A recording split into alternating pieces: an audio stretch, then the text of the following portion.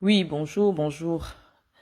Euh, je voulais laisser une petite note vocale euh, à l'endroit de ceux qui sont venus me demander pourquoi j'ai supprimé le direct que j'ai fait hier. En fait, j'ai supprimé le direct parce que d'habitude, lorsqu'un direct n'est pas porté sur un sujet bien précis, je préfère le supprimer parce que je ne trouve pas l'intérêt. Pour les personnes qui sont là, elles écoutent et puis bon, voilà. Quand il n'y a pas un sujet particulier à développer, parce que je veux pas surcharger ma page, j'avais plein de directs, donc parfois je supprime. Mais malheureusement, bon, il y a des personnes qui sont venues m'écrire pour me demander pourquoi ils avaient besoin que je reprenne le direct. Donc je vais vous demander d'aller chercher Stella Amougou, Sandy de Boston. On va commencer par Sandy de Boston. Stella la voleuse internationale, et puis le masque Bamoun, alias Guylaine Chapuis. On va commencer par faire écouter le message laissé par Madame Doulou, donc la dame de compagnie de Chantal Biya, parce qu'il y a des gens qui ont besoin qu'on leur rafraîchisse un peu la mémoire. C'est quand on parle quelque chose et puis ça fait un mois, on a l'impression que les gens oublient un peu. Donc, on commence par Guylaine Chapuis parce que j'ai un autre téléphone et je vais faire réécouter le message aux Camerounais. Voilà. Si tu peux dire à Marlène de m'envoyer le numéro de Marthe Zoua, j'ai envie de l'insulter parce qu'elle est en train d'insulter Marlène d'Invoutoula. Elle est en train de délirer. Je ne connais pas ta fille, mais j'ai envie de la venger. Je ne sais pas ce que celle de Marthe Zoala a contre Marlène Invoutou. Marlène Invoutou, c'est une femme posée. Elle ne discute pas les hommes avec n'importe qui. Bref, je n'entre pas. Si Marlène a le numéro de Marthe Zoua, une certaine Marthe Zoua, elle connaît, qu'elle m'envoie, je vais régler son compte ici au Cameroun. Je risque même la faire enfermer si elle continue à prononcer le nom de Marlène. Voilà. Donc, vous avez bien suivi. Ça, c'est la dame de compagnie de la première dame du Cameroun qui a laissé un message à mon endroit parce qu'elle voulait aller enfermer une femme qui m'insultait. Moi, je n'étais même pas au Cameroun. Elle voulait enfermer une femme qui m'insultait. Gaëtan, tiens, ton téléphone. Donc, Guylaine Chapuis, tu entends la femme sur qui toi tu comptais pour m'insulter. Comment elle laisse le message qu'elle va aller enfermer une femme qui m'insulte? La femme sur qui tu comptais quand tu t'es mise à m'insulter, parce que tu savais que si je te fais arrêter, elle va intervenir. C'est cette même femme-là qui a laissé un message dans le téléphone de ma mère pour que je lui donne l'autorisation d'aller arrêter Zoua qui m'insultait sur Internet. Je n'étais même pas au Cameroun. J'étais en déplacement. Donc, pour te faire comprendre que quand je te disais que je cherche sur qui tu comptes pour m'insulter à Yaoundé, c'est-à-dire que parfois, ce n'est même pas moi qui décide de nuire à quelqu'un qui est en train de m'insulter. Ça, c'est la dame de compagnie de la première dame du Cameroun qui me demande si je peux autoriser qu'elle parte arrêter une femme qui m'insulte sur Facebook. Donc, tu comprends bien ma préoccupation quand je cherche à savoir qui te donne le courage à Yaoundé de m'insulter. Et tu comprends bien que ce n'est que la même personne qui voulait aller enfermer une femme qui m'insulte, qui s'est mise derrière toi quand tu t'es mise à m'insulter. Et lorsque je t'ai fait interpeller par la police, c'est elle qui est intervenue en disant que c'est la première dame du Cameroun qui te demande de parler sur Internet. Moi, je parle toujours avec des preuves. C'est le petit défaut que j'ai. Je parle toujours en présentant les preuves. On vient d'écouter Madame Doulou qui dit qu'elle va prendre sur elle d'enfermer une femme à Yaoundé qui m'insulte. Et donc, quand je t'ai fait arrêter par la police, c'est la même Madame Doulou qui a appelé pour qu'on te libère. Et j'ai donc expliqué aux Camerounais les raisons de ce changement de comportement, c'est-à-dire la même femme qui était prête à enfermer des femmes à Yaoundé qui m'insultent, est désormais la même qui intervient quand les femmes qui m'insultent sont interpellées.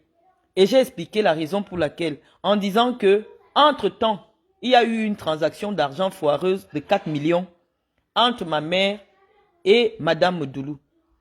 Et comme ma mère a humilié Madame Doulou en la traînant au CED, Madame Doulou, sachant que ma mère n'est pas à sa portée, puisque ma mère vit en Europe, Madame Doulou a commencé à monter des femmes pour m'insulter sur Internet. Et c'est ainsi que toi, tu as été recruté. Et elle t'a dit, feu à volonté. Je suis derrière toi, je te protège.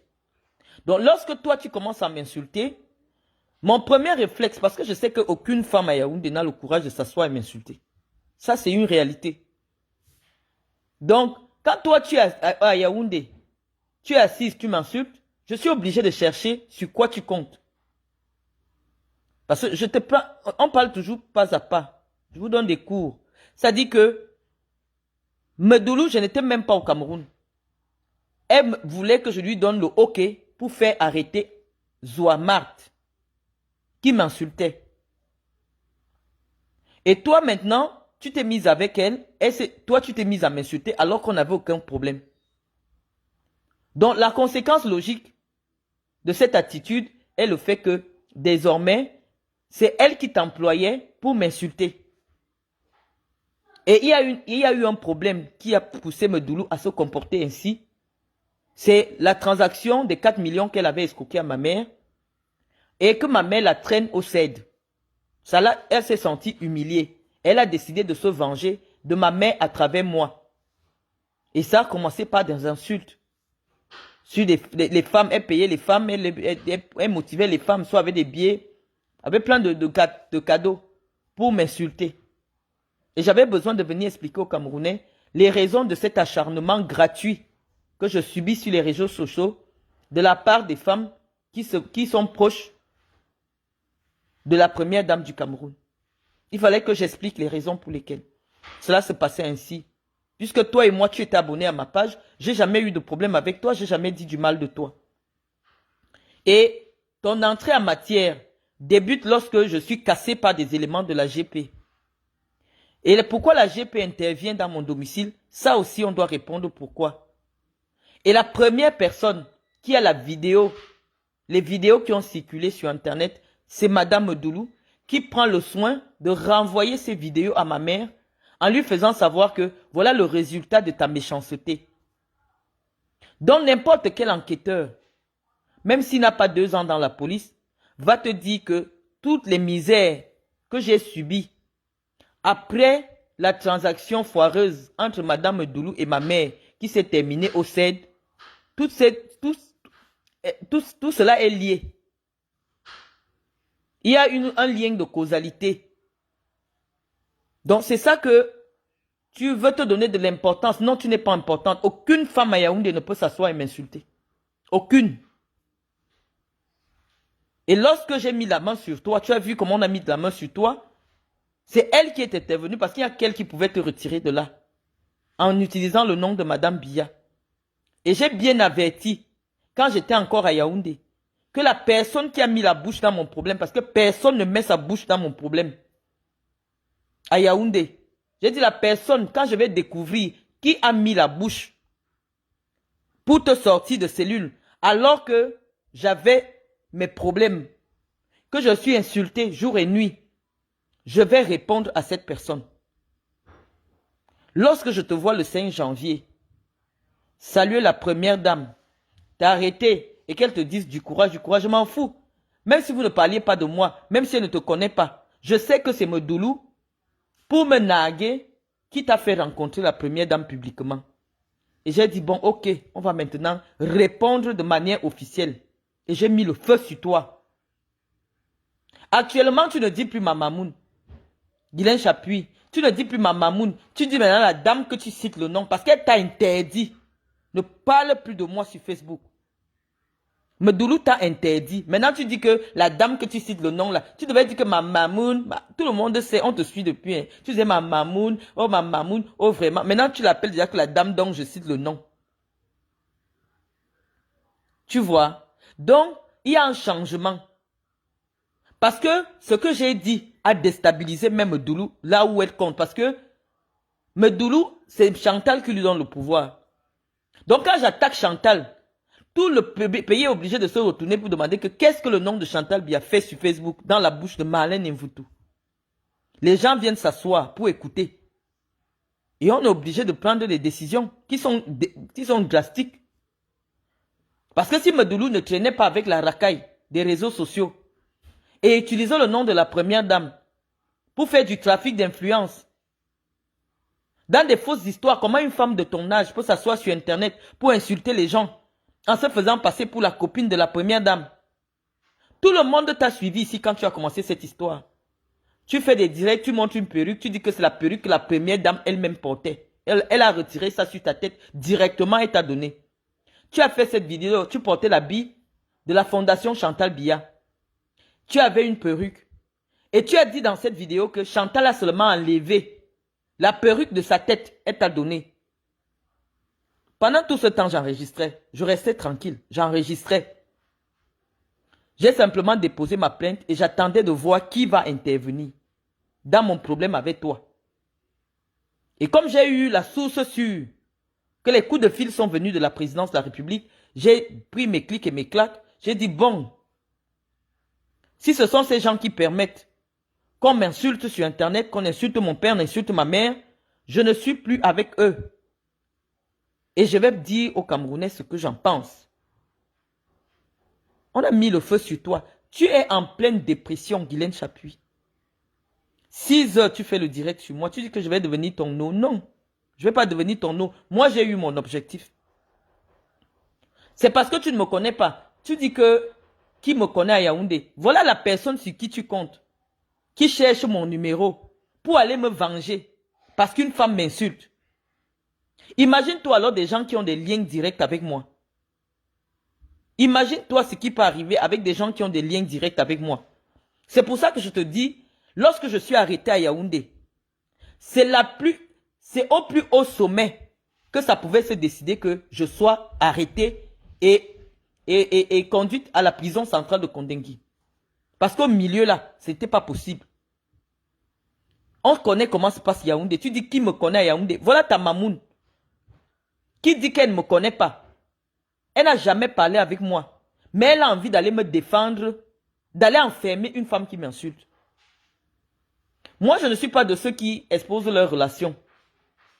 Je préfère même souvent passer pour celle qui n'a pas de relation. Mais tout le monde sait qu'on ne met pas la bouche dans les problèmes de Marlène. Aucune femme à Yaoundé ne peut s'asseoir pour parler de moi.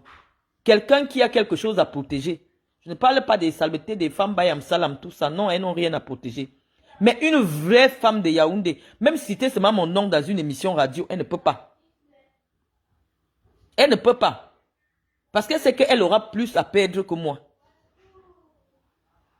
Donc quand je te dis ça, tu vois que tu as perdu. Tu étais déjà dans une bonne lancée. On avait déjà permis que tu viennes à la présidence. Tu pouvais faire tes petites escroqueries au calme. Maintenant tu viens jeter les cailloux sur un tambour.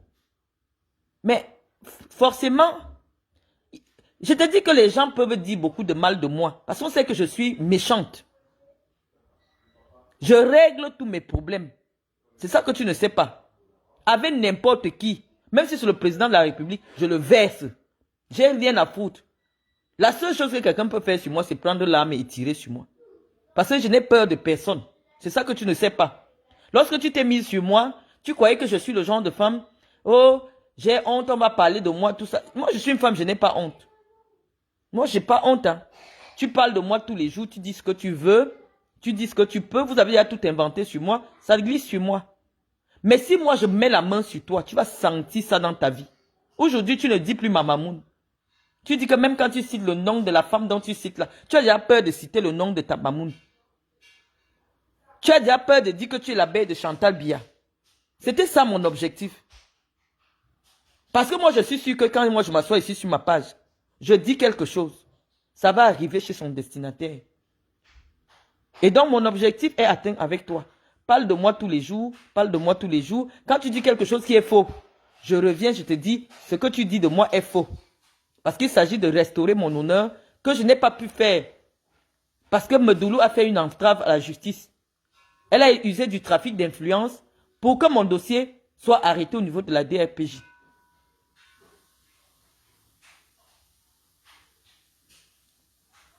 Donc, moi, je n'ai rien à foutre. Après, c'est toi qu'on arrête. Tu es toujours en train de menacer. Non, moi, je sais ce que je fais. Je sais ce que je fais. Les gens qui ont des choses à protéger ne me provoquent pas.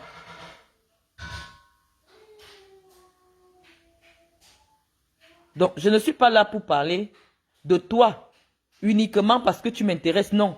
Je parle de toi parce que je me sers de toi pour nuire à des gens qui veulent me nuire. Tu es mon, comment on dit ça? Mon cheval de croix. Et j'ai réussi mon objectif. Tout le monde va constater que ta ligne éditoriale, parce que les gens qui m'ont contacté m'ont dit qu'ils vont te demander que si tu as un problème avec Marlène, parle de ton problème avec Marlène. N'associe plus qui que ce soit dans tes problèmes sur les réseaux sociaux. Et tout le monde constate que c'est ça. Mais à la réalité, toi et moi, nous n'avons aucun problème. La seule chose, tu as insulté mes parents. Tu comptais sur Medoulou. Et moi, j'ai dit, je ne réponds pas au chien. Je réponds directement à son maître.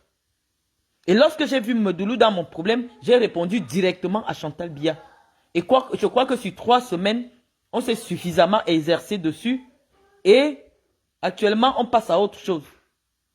Donc, je fais une revue de presse très rapide sur toi. Il n'y a plus rien à dire. Tu as dit des choses, tout le monde, et j'ai prouvé que ce que tu dis est faux. Donc, ça ne sert à rien. De venir te dire, non, je n'ai pas 6 enfants, non, aucun de mes enfants n'a jamais habité avec ma mère. C'est-à-dire que tu dis une chose et son contraire. Il y a une folle sur Internet qui dit me connaître. Et elle dit que j'ai des problèmes avec ma mère, c'est pour ça que ma mère ne pouvait pas garder mes enfants. Et maintenant, toi, tu dis qu'il y a un de mes enfants qui habitait chez ma mère. Non, c'est pas cohérent. Je vous dis que personne ne me fréquente. Personne ne vient chez moi. Personne ne me fréquente, donc vous ne pouvez jamais rien savoir sur moi. Je suis très imbu de ma personne. Lorsque je me rends compte que quelqu'un n'est pas de ma catégorie, je ne marche pas avec toi. Donc personne ne peut te donner une information source sûre en ce qui me concerne. Parce que ceux qui me fréquentent ont plus à perdre que moi. Donc si moi je me rends seulement compte qu'une seule information qui est vraie est sortie de moi, je suis capable de prendre ma caméra et de venir sur Internet, appeler le nom de la personne. Parce que je sais qui peut sortir une telle information. Je vous ai dit que le lion marche seul. Et lorsqu'il est même en troupe, il est avec d'autres lions. Moi, je suis une lionne. L'aigle vole seul. Et si tu le retrouves en train de voler avec d'autres oiseaux, ce sont aussi des aigles. Je ne suis pas dans vos petites choses-là. Tout le monde voit que vous mentez sur moi. Je vous ai demandé, venez me dire ce que vous faites dans la vie. Preuve à l'appui. Il est question aujourd'hui d'édifier la jeunesse féminine sur... Il est question d'édifier la jeunesse camerounaise sur les réalités de nos vies en Europe. Qu'est-ce que nous faisons en Europe pour que nous nous positionnons en modèle, en donneuse de leçons par rapport à ce qui se passe au Cameroun. Chacun vient présenter son parcours. Lorsque vous vous construisez une autorité sur la base de la sauvagerie, vous n'êtes pas différent des animaux. Parce que c'est un animal qui anime la galerie, qui anime le cycle. Vous êtes là pour animer la galerie. Vous perdez le temps aux gens pour rien. J'ai bien envie de débattre avec les hommes, mais j'ai dit, l'élection de 2025 se fera avec les femmes. Élevez un peu le niveau. Ou celles qui n'ont pas de niveau, essayez de vous taire. Parlez d'autres choses, parlez des camions, parlez d'autres choses, mais ne venez pas nous perturber dans le débat des idées que nous menons sur Internet. Le lion marche seul. Et lorsque tu le vois en compagnie, il est avec d'autres lions. Je ne traîne pas avec vous. Venez nous dire ce que vous faites en Europe. J'ai demandé à Guylaine Chapuis. Tout ce que tu dis sur moi, l'idée de pouvoir décrédibiliser ma stature, tu devais donc te positionner en disant, Moi, je suis chef d'entreprise en France. Mon entreprise s'appelle telle. Je fais tel nombre de chiffres d'affaires. Tu poses ton cabis, tu poses tes relevés, tu poses ceci. Là, oui, on va te considérer. On va considérer ce que tu dis. Mais on ne sait pas ce que tu as fait. Ton seul problème, c'est de t'acharner à me dénigrer. Et moi, je te dis que les Français disent souvent que si vous voyez une personne qui s'acharne à dénigrer une autre, elle est en bas de cette personne-là. Parce que ceux qui sont en haut n'ont pas le temps de venir dénigrer ceux qui sont en bas.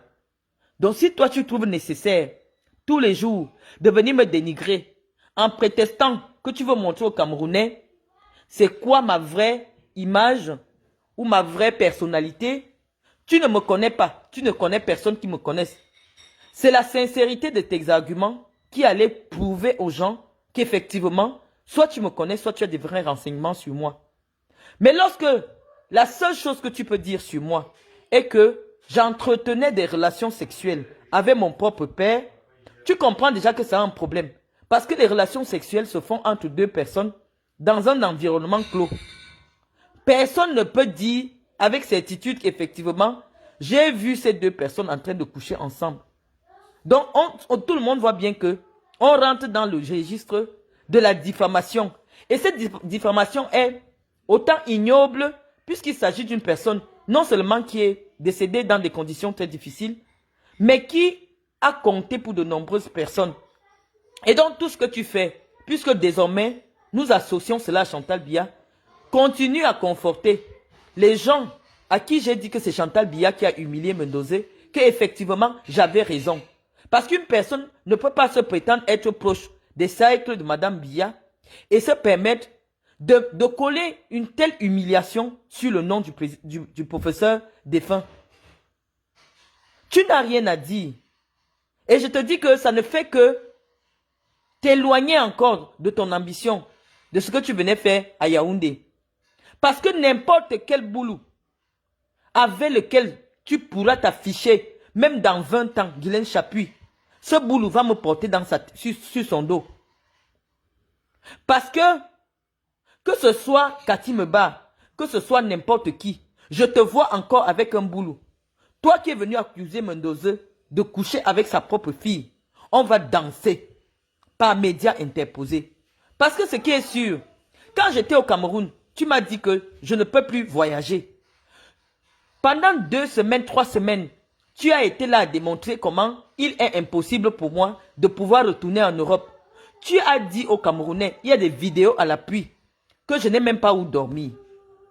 Je suis venu, j'ai prouvé que non seulement j'ai garanti des logements pour mes enfants, que j'ai mon propre logement, mais que j'ambitionne construire un parc immobilier important en France.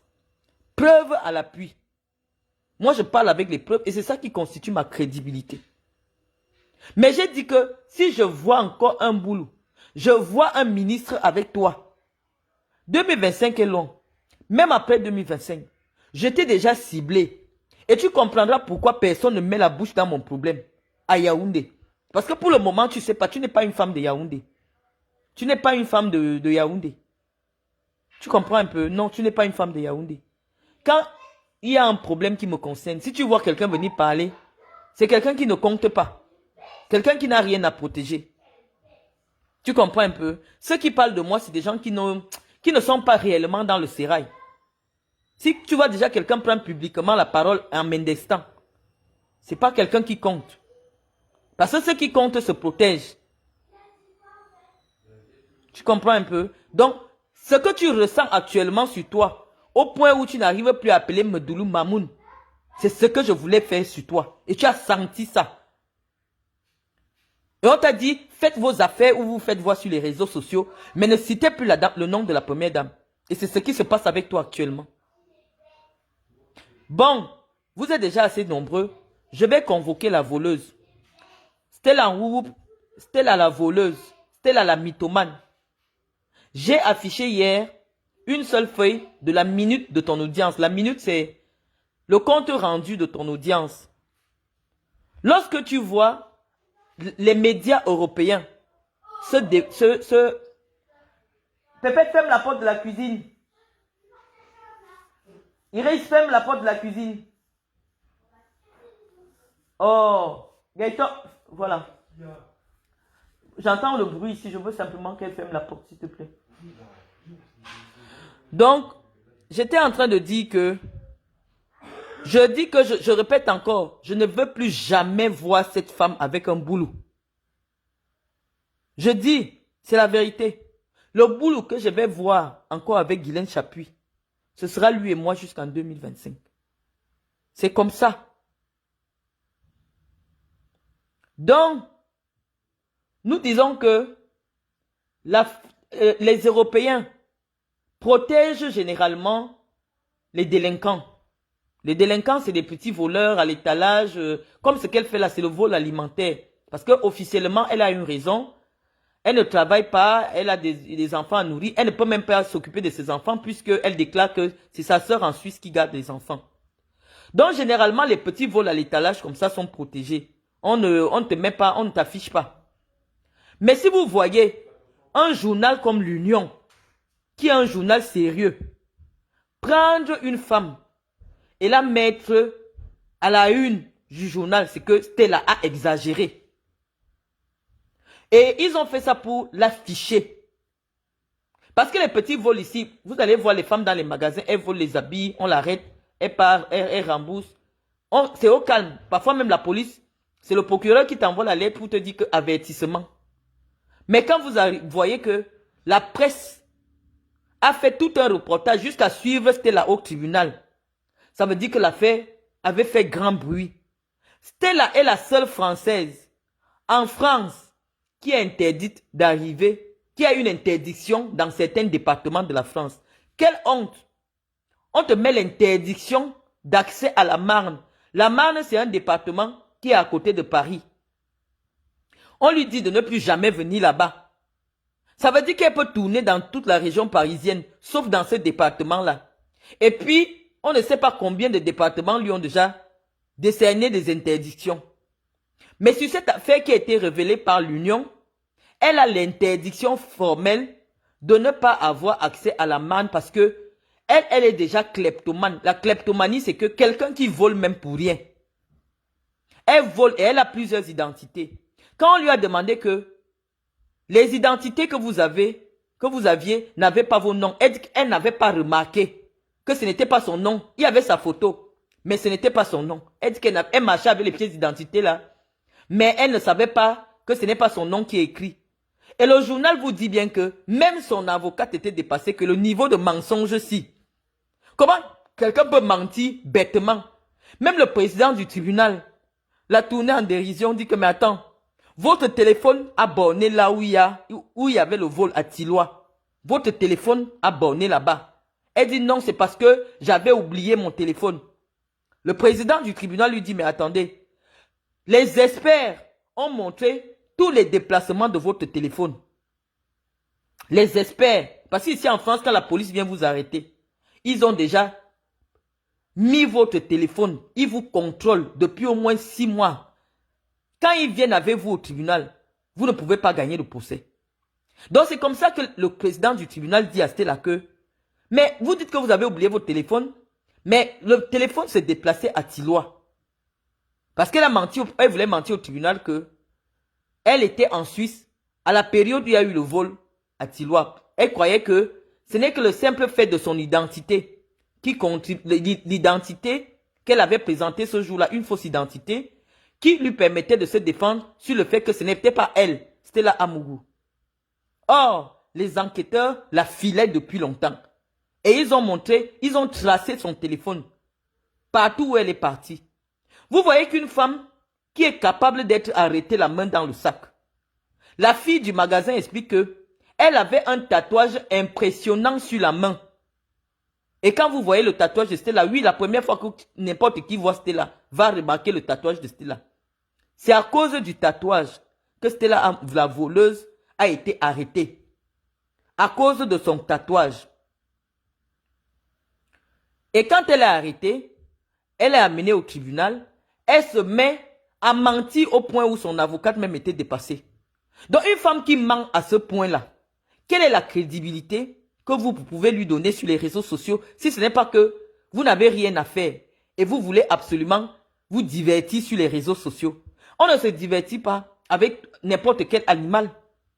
Là où Stella est là, elle n'est pas différente d'un animal. Cette fille vole pour rien. Elle vient dans un magasin, elle vole les ordinateurs, elle vole les imprimantes. Et hier, dans son direct, elle disait que normalement, son vol n'est même pas dangereux parce qu'elle vole les blancs. Que la France, c'est le cacao de leurs parents. Donc, normalement, n'importe qui a le droit de voler ici. Non, Stella. Lorsque tu te présentes à côté de la première dame du Cameroun, comme on a voulu te faire entrer dans le cercle de la première dame là, ton nom ne doit pas être sur Google, accroché à la une. Je vais mettre la une de ce journal là tout à l'heure après le direct. Ton nom ne doit pas être accroché, que tu es condamné pour plusieurs escroqueries en France. Tu as le droit d'être une voleuse. Des voleurs au Cameroun, il y en a des tas. Mais lorsque tu te lèves déjà dans le domaine politique pour venir expliquer aux gens que on peut faire le doctorat et avoir faim en France, ne rien faire en France, toi tu as plus d'argent que moi. Les gens veulent donc comprendre, mais c'est là. Qu'est-ce que tu fais dans la vie? C'est là qu'on s'arrête. Tu n'arrives pas à nous dire qu'est-ce que tu fais. Si tu es infirmière, dis aux gens je suis infirmière. Si tu es femme de ménage, dis aux gens je suis femme de ménage. Tout le monde va aller chercher quels sont les revenus d'une femme de ménage pour qu'elle ait plus de moyens que Madame Mvoutou. Si on n'a pas ces informations-là, la seule information qui est officielle et qui est publique, accessible à tous, puisque les Blancs ont mis ta photo dans le journal, les Blancs ont mis ta photo, les Blancs ont référencé ta photo dans le journal, donc tu ne peux pas dire qu'on s'est trompé, comme c'est peut-être un homonyme. Mais attends, comment tu peux avoir une homonyme qui a une sœur en Suisse comme toi, qui a un tatouage sur la main comme toi, qui apporte... Qu'est-ce qu'on ne veut pas? Non, ce n'est pas un homonyme. La presse a bien pris ta photo. Donc, au lieu de venir...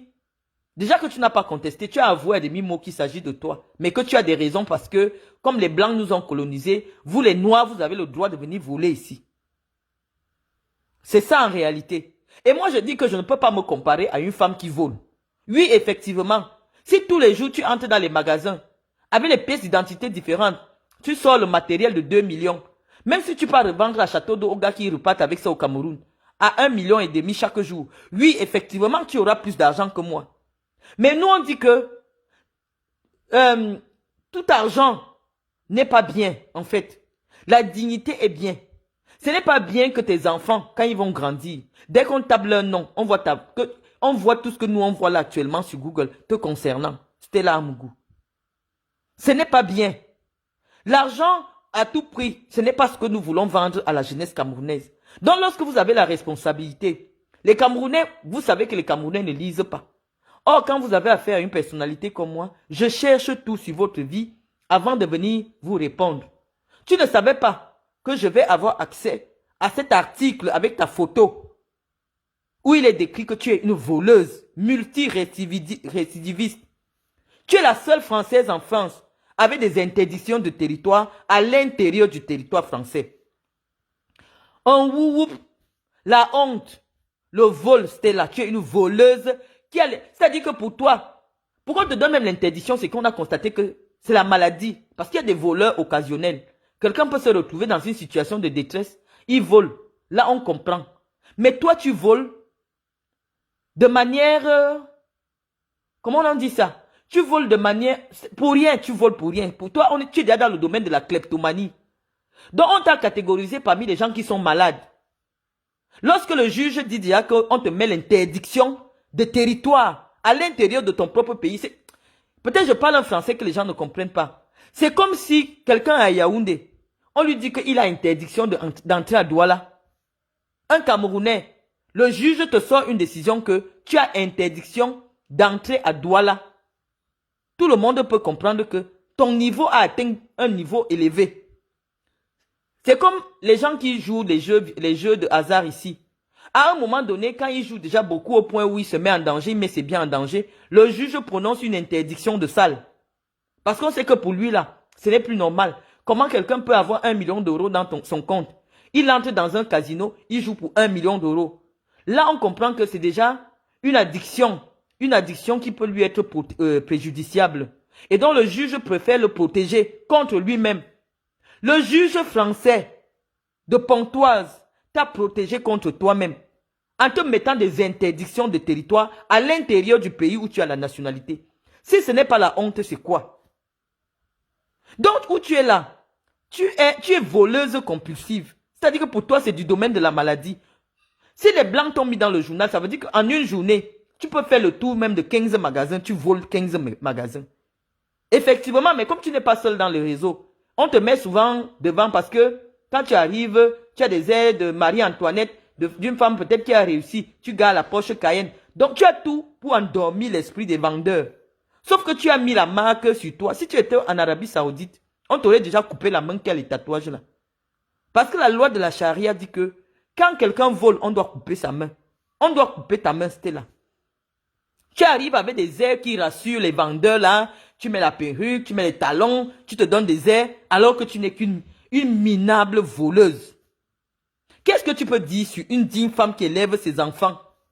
Venez nous dire ce que vous faites. Moi j'ai posé, je suis chef d'entreprise. J'ai mis les noms de mes entreprises. Tous les Camerounais ont vérifié. Qu'est-ce que vous faites pour venir me dire que je n'ai rien? Oui, comparé à quelqu'un qui vole dans les magasins. Oui, non, franchement. Parce que moi, je ne peux pas voler pour 15 000 euros chaque jour. Je ne peux pas voler. Je ne peux pas voler, vraiment. Mais à l'intérieur du pays où tu as eu les papiers, tu as les territoires où tu ne peux pas avoir accès. Maintenant, tu peux prendre un extrait de casier judiciaire. Ouais, c'était là. Tu as commandé l'extrait de casier judiciaire de ton fils. C'est arrivé. Tu as pris l'ordinateur. Tu as modifié le nom. Sauf que ton fils a plus de 2 prénoms. Dans la partie où les prénoms étaient réservés, tu es obligé de venir encore écrire ton nom 2 fois. Aucun document officiel en France ne répète le nom de la même personne si ce n'est pas écrit comme ça sur son acte de naissance. Stella, est-ce que tu t'appelles Stella Amougou Stella, comme c'est écrit sur ton extrait de casier judiciaire que tu as voulu publier? Tout le monde a vu que c'est faux. Parce que j'ai publié l'extrait de casier judiciaire de Cynthia de 2024. J'ai publié un autre extrait de casier judiciaire que Fashion Police a publié. Les extraits de casier judiciaire ont une même police. Puisque c'est fait par le même bureau. C'est comme les factures EDF. C'est la même police. Et je vous assure que sur les ordinateurs ordinaires là, ce n'est pas facile de trouver la police là. La police d'écriture là. Donc quand quelqu'un falsifie un document, vérifiez seulement la police d'écriture du nom. Vous allez connaître que c'est le faux. C'était là maintenant, comme il y avait de l'espace après le nom de son fils, elle a doublé son nom. C'était là ton extrait de casier judiciaire n'est pas vierge en France. Parce que en dehors du problème qui a été rapporté par le journal, le tribunal dit que tu es une multirécidiviste. Ils n'ont même plus moyen de te faire arrêter. La seule chose à faire maintenant, c'est de te coller les interdictions de territoire. C'est pour ça que tu marches avec des identités qui ne sont pas ton nom. Parce que tu sais que si on te contrôle dans la Marne, alors que tu as une interdiction de séjour à la Marne, tu vas te faire arrêter. Obligé donc de marcher avec des identités qui ne portent pas ton nom. Parce que ton nom officiel est fiché en France. Ton nom est fiché en France, dans ton propre pays. Tu ne peux pas arriver dans certaines villes. Parce qu'on estime que toi, le vol, c'est déjà la maladie. Donc, qu'est-ce que je vais débattre avec toi? Tu voulais quoi? On t'a promis que tu seras député au Cameroun. Dis-toi que c'est mort.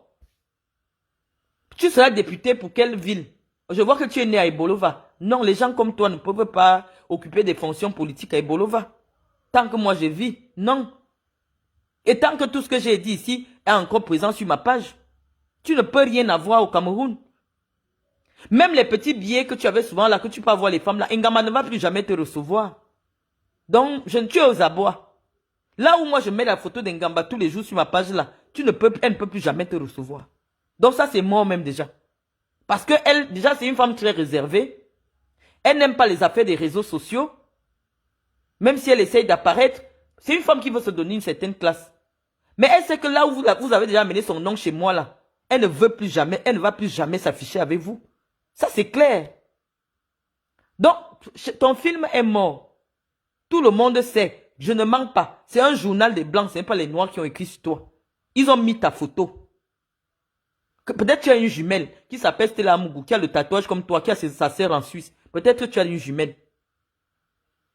Mais c'est une source suffisamment crédible qui a parlé de ce que tu fais en France depuis que tu es en France. Donc, voilà en ce qui vous concerne.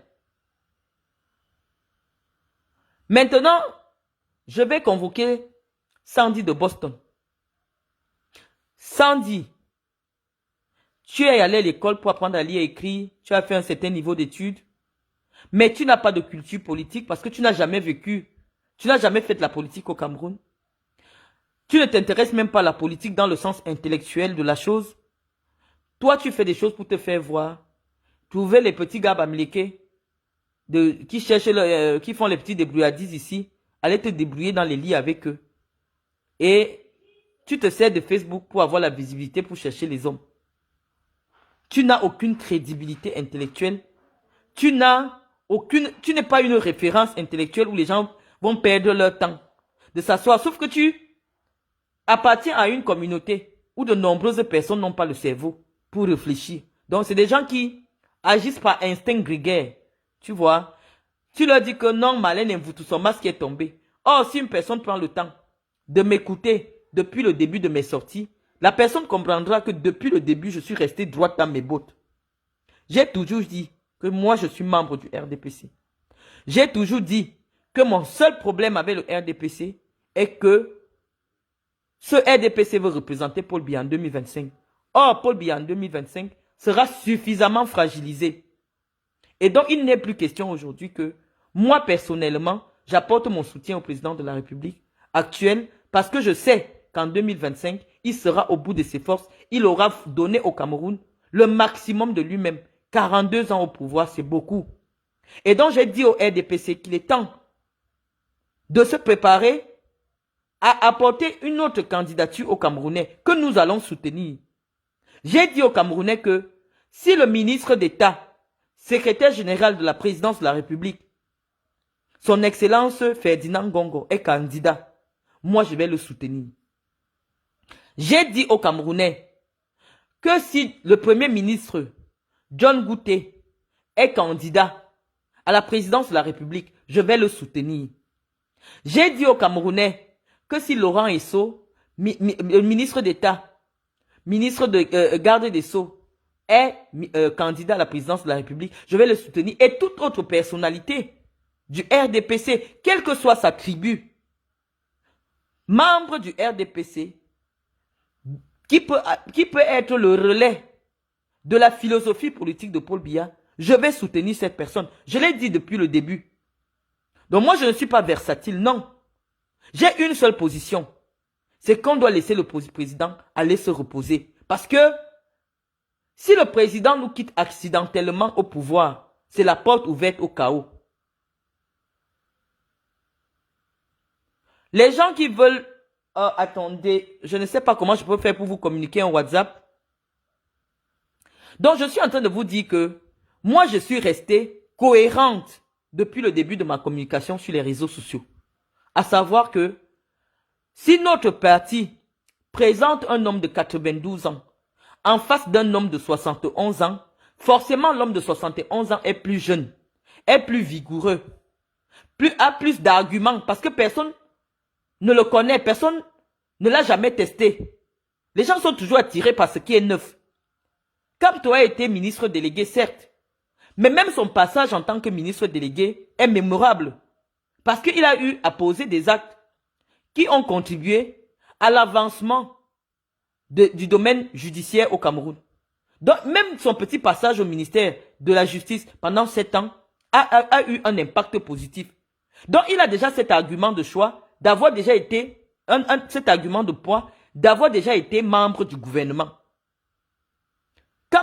C'est pour ça que j'estime que de tous les candidats qui pourront se présenter en 2025, il n'y en a pas 3 qui ont déjà été ministres au Cameroun. Cabral n'a jamais été ministre. Joshua Oshi n'a jamais été ministre.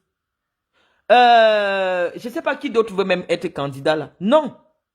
Le seul qui a déjà travaillé avec Paul Biya comme proche collaborateur et que Paul Biya a toujours fait des éloges, c'est Maurice Kamto. Paul Biya a toujours estimé que Maurice Kamto est un homme intelligent. que Maurice Kamto est un homme perspicace. C'est la raison pour laquelle Paul Biya lui avait confié le dossier de Bakassi et à la suite de cela, on l'a nommé ministre délégué à la justice. Et même en étant ministre délégué à la justice, il n'a jamais voulu se comporter comme un mouton, puisque quand ça n'allait pas, il disait qu'il n'est pas d'accord. Et c'est pour ça qu'il claque la porte du gouvernement. Parce que malgré le fait qu'on lui avait donné une place à la mangeoire, il était toujours ferme dans ses convictions. Lorsque ça ne marchait pas, il disait au gouvernement que ça ne marche pas. Il est parti, il a quitté le gouvernement. C'est le seul au Cameroun aujourd'hui, peut-être avec un autre ministre du Nord, là son nom va me revenir, qui était ministre de l'Éducation, à avoir démissionné d'un gouvernement. Les ministres au Cameroun ne démissionnent pas. Mais Kamto a eu le courage de démissionner. Lorsque je dis cela, ça peut être positif à son avantage, mais c'est la vérité.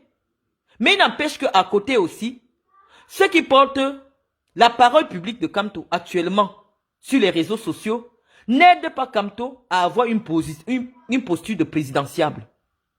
Mais ça n'enlève rien sur les qualités de l'homme. L'homme a des qualités. L'homme a des atouts. Mais le problème de Kamto actuellement, c'est de devenir un présidentiable, c'est-à-dire quelqu'un qui peut être le président de tous les Camerounais et non le président des Bamileke. Voilà le défi sur les mois qui arrivent que vous, en tant que soutien du président Kamto, vous devez apporter.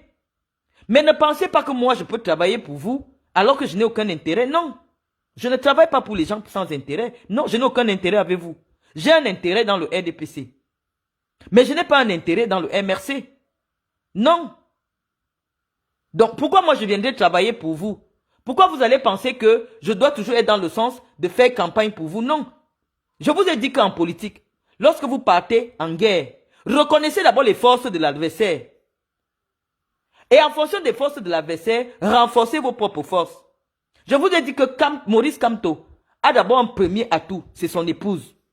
Ça veut dire que le candidat que mon parti doit présenter doit tenir compte aussi de la compagne du futur candidat. Qu'est-ce qu'elle fait dans la vie? Elle est qui? Parce que nous allons nous battre sur cet élément que nous, femmes camerounaises, considérons aujourd'hui comme un élément de poids. Pour relever la jeunesse camerounaise, il faut une première dame qui inspire les jeunes femmes camerounaises. C'est un argument intellectuel que nous autres, nous allons développer. Quand je reconnais que Kamto Maurice a un programme économique qui est viable, qui est crédible, c'est pour dire à mon camp, ne venez plus dire que Paul Biya et Sardine, non, vous aurez en face de vous quelqu'un qui a un plan détaillé et qui est chiffré. Maurice Kamto a travaillé sa campagne comme on travaille en Europe. C'est-à-dire que n'importe quel intellectuel va recevoir le programme de Maurice Kamto et il va dire que c'est crédible. En France, quand quelqu'un se met en campagne, il rencontre les groupes de pression. Il leur explique. Vous allez voir ici, quand quelqu'un est candidat, il va chez les francs-maçons en tenue blanche ouverte, expliquer aux francs-maçons de France pourquoi lui il veut être président. Vous tapez un peu, en France comme ça que ça se passe.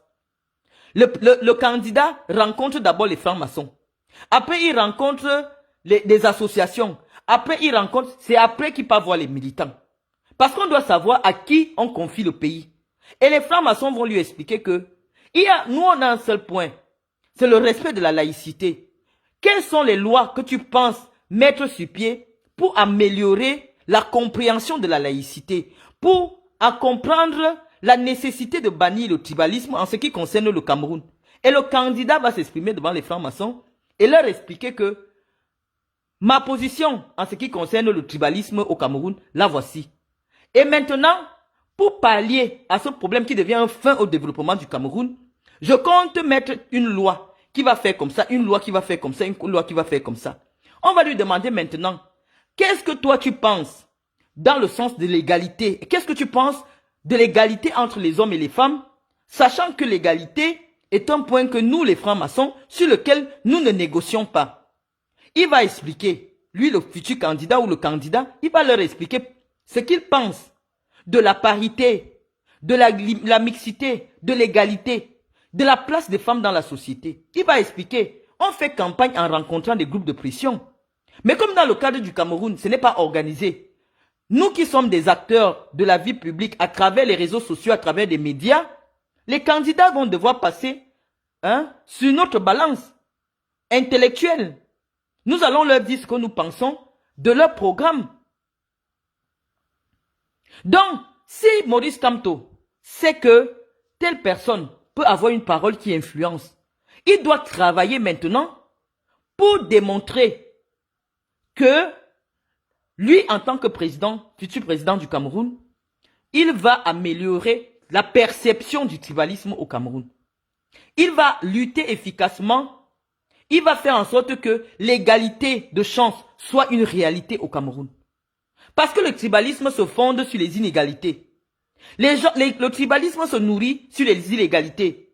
Lorsqu'on pense aujourd'hui qu'il y a des enfants qui naissent à Ebolova, qui naissent à Saint-Mélima, et dont les parents ne sont pas autochtones de Saint-Mélima, mais lorsque il faut donner des places à l'ENAM aux enfants, on regarde uniquement ton lieu de naissance. Mais les enfants du Nord là, qui sont nés à Saint-Mélima, ils sont obligés de prendre les places des enfants de Saint-Mélima. Et nous on dit qu'on n'est pas d'accord. Nous on dit qu'on n'est pas d'accord. Ce n'est pas détester les nordistes. Nous estimons simplement qu'il faut une égalité de chance. Pourquoi on peut penser que dans un concours, on doit le réussir en fonction de son appartenance régionale? Nous disons que dans un concours administratif, si les 60 premiers sont du Sud, les 60 premiers doivent réussir. C'est ça qu'on appelle l'égalité de chance. Nous pensons que dans un concours administratif, si tous ceux qui méritent sont du Nord, qu'ils entrent. Parce qu'au Cameroun, pendant longtemps, c'était ça. Ce qui a donné la chance à des personnalités comme Paul Biya, comme Maurice Kamto de réussir, c'est parce que le pays ne regardait pas d'où tu venais pour que tu réussisses à un concours. On réussissait. Mais le président Paul Biya est venu avec cette histoire de quoi? D'équilibre régional. L'équilibre régional a plutôt amené la médiocrité. Et je pense que le professeur Kamto me rejoint dans cette analyse parce que lui aussi, il conteste cette affaire d'équilibre régional. Lorsque dans un pays, on crée un fondement comme celui-là, forcément les gens, ça va nourrir le tribalisme, ça nourrit le communautarisme. Donc, moi je sais déjà que la vision politique du professeur Kamto est de bannir cette affaire d'équilibre régional. Donc c'est un point sur lequel je le rejoins. Mais je ne suis pas membre de son parti. Mais comme je dis que vous qui soutenez le président Kamto, vous n'êtes pas intelligent. Est-ce que vous savez qu'à une élection présidentielle, des gens qui à la base ne sont pas du MSC peuvent voter Maurice Kamto? Pourquoi vous voulez confisquer Maurice Kamto pour vous? Même ceux qui contestent Maurice Kamto aujourd'hui, lorsque Maurice Kamto aura déroulé son programme, peuvent se retrouver en train de voter pour lui. Moi, je dis simplement que c'est votre attitude qui décourage les gens. Parce que vous faites comme si c'est la vengeance.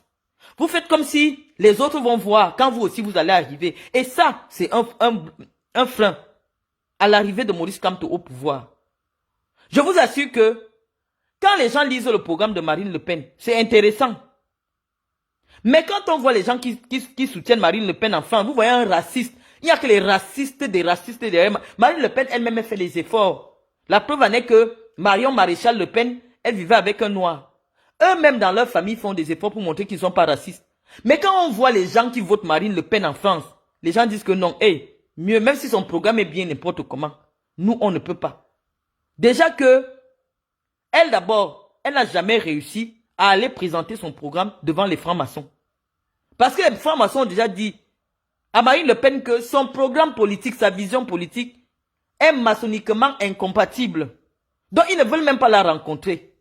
Parce que si Marine Le Pen pense que il y a des gens qui vont vivre sur le territoire de la République avec plus de droits que les autres, la maçonnerie ne peut pas la soutenir. La franc-maçonnerie ne peut pas la soutenir. Parce que la franc-maçonnerie a travaillé dans ce pays qu'on appelle la France pour que tout citoyen, tout humain présent sur le territoire français puisse vivre avec une égalité de droits.